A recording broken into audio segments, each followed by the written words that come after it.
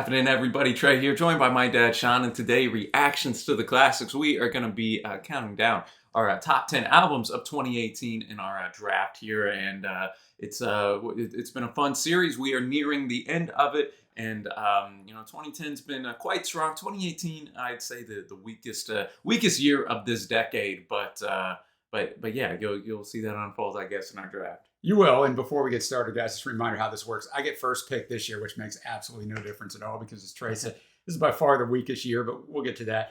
I get first. He gets 2, 3.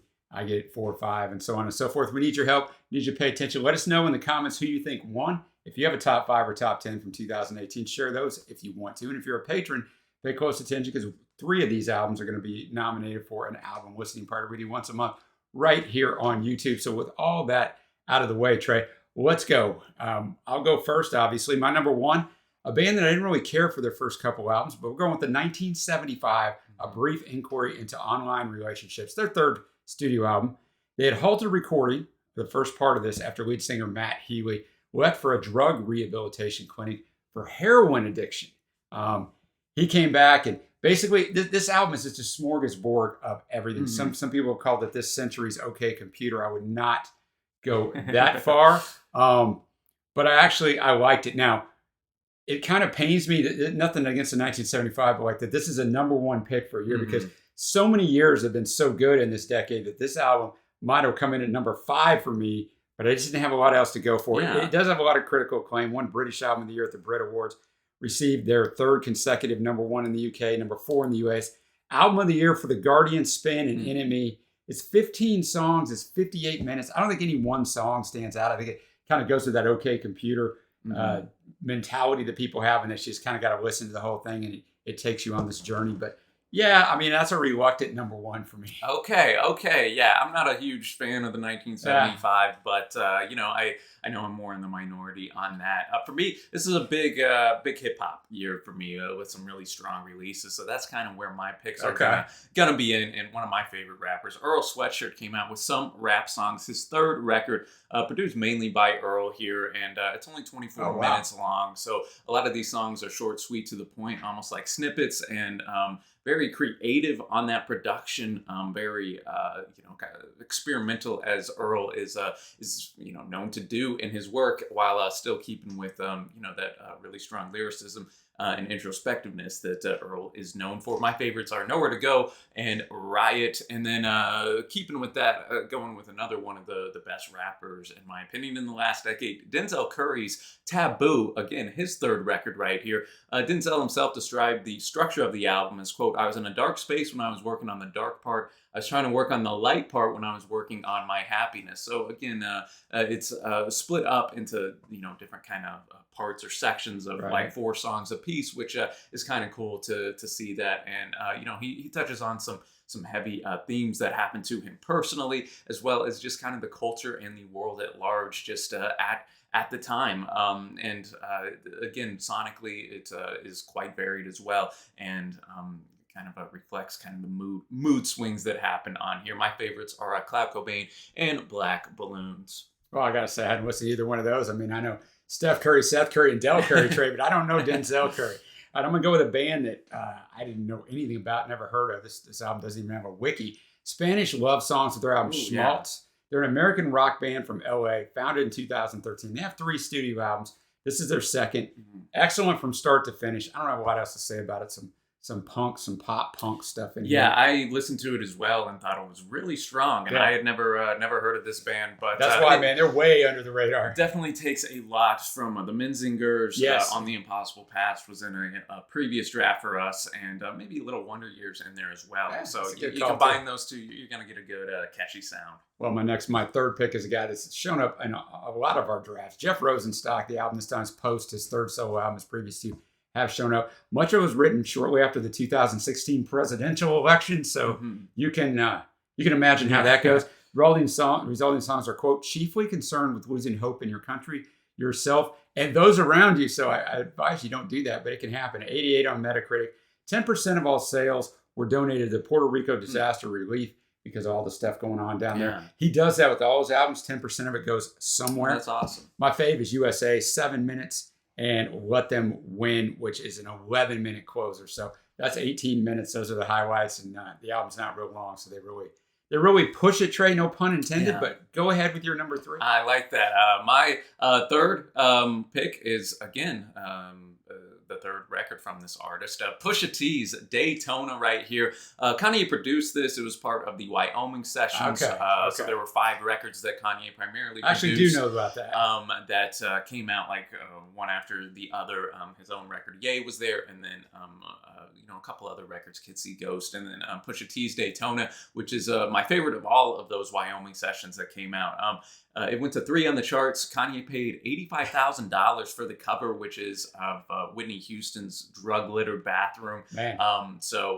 He went deep into the wallet for that. Pusha T, of course, noted for speaking a lot about cocaine. So it kind of, with Whitney's past, it cinched up. Lots of drama here from Drake too. If you were around at the time and a hip hop fan, you couldn't get away from it.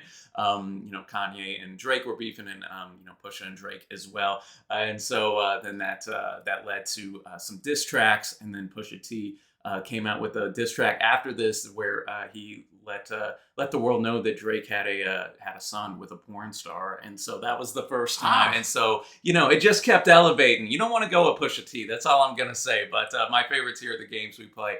And if you know, you know. And then keeping with the Wyoming sessions, I'm going with my 4th pick, Kids See Ghosts, the only album here from Kid Cudi and Kanye right here. Some people really, really love this record, have it at like a 10 out of 10 album of the year.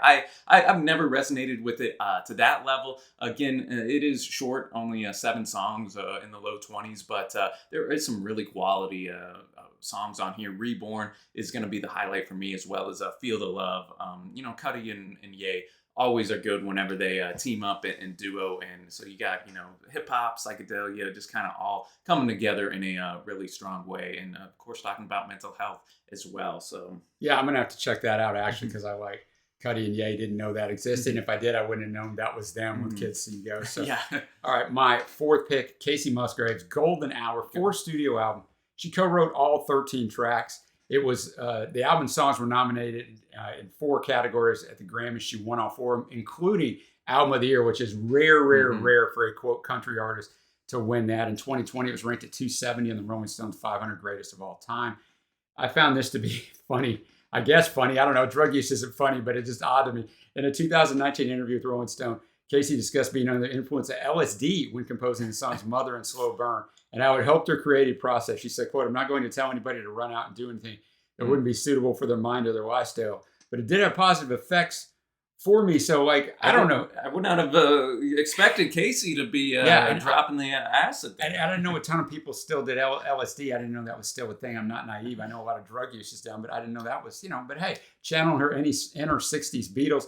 89 on Metacritic, Album of the Year for American Songwriter, Entertainment Weekly, People, The Village Voice, 2 on Pitchfork.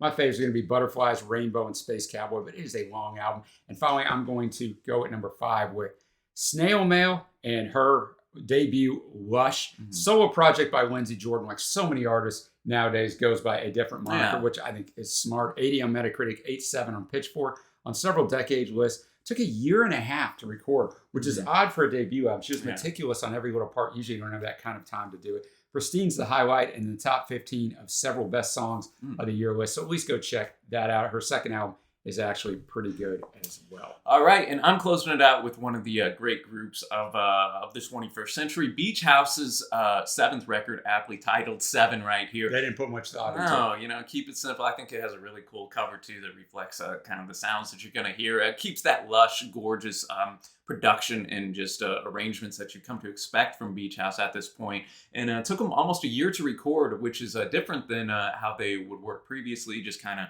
where they would go marathon sessions, knock it out real quick. Here, they took their time a little bit more and decided to just, okay, let's really, piecemeal this out. There are some songs with no guitar and some without keyboard, which is also a little different from them at this time.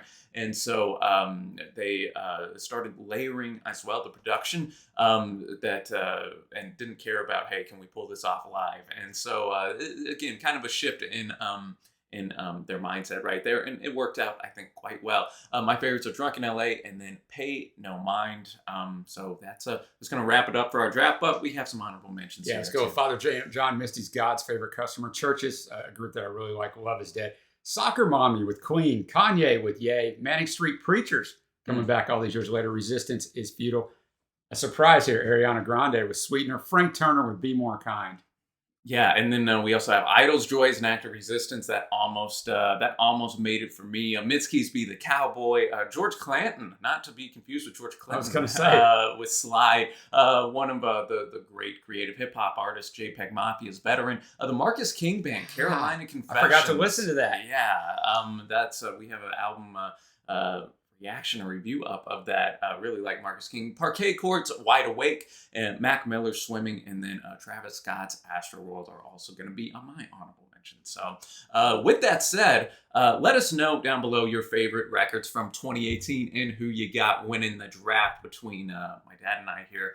And we will be closing out this decade next week as we hit up the year 2019, which is stronger in my opinion than definitely, this year. definitely. So until next time, y'all, thanks so much for watching. Happy listening, and we will see you.